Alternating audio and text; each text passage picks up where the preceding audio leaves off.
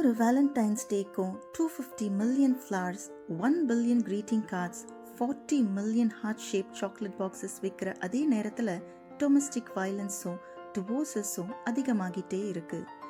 ஒருவேளை நான் உன்னை நேசிக்கிறேன்னு சொல்றதுக்கு ஒரு flower, greeting card and chocolate போதுமானதாக இருக்கலாம்.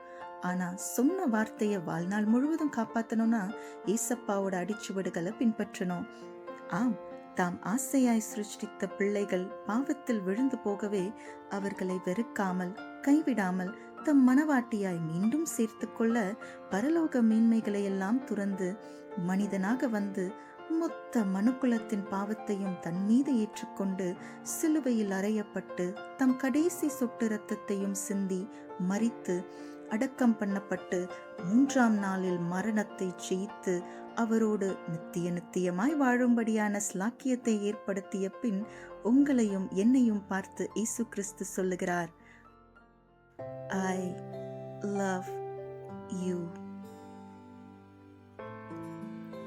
பூக்களை கொடுத்து அன்பை வெளிப்படுத்துவதற்கும் ஜீவனை கொடுத்து அன்பை வெளிப்படுத்துவதற்கும் உள்ள வித்தியாசத்தை உணர முடிகின்றதா? இயேசு கிறிஸ்துவின் அன்பு உன்னதமானது, இணையற்றது, ஒப்பில்லாதது, பூரணமானது, நிபந்தனைகளுக்கெல்லாம் அப்பாற்பட்டது.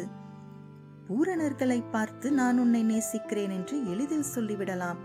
ஆனால் பாவிகளையும் துரோகிகளையும் பலவீனர்களையும் ஒன்றுக்கும் உதவாதவர்களையும் பார்த்து நான் உன்னை நேசிக்கிறேன் என்று சொல்லி ஜீவனை கொடுக்க முடியுமானால் என் இயேசு கிறிஸ்துவால் மாத்திரமே முடியும்.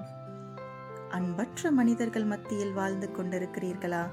இழித்தும் பழித்தும் பேசப்பட்டு காயப்படுவதே உங்கள் வாழ்க்கையாக மாறிப்போனதா? இயேசு கிறிஸ்துவின் அன்பு உங்களுக்கு போதுமானது.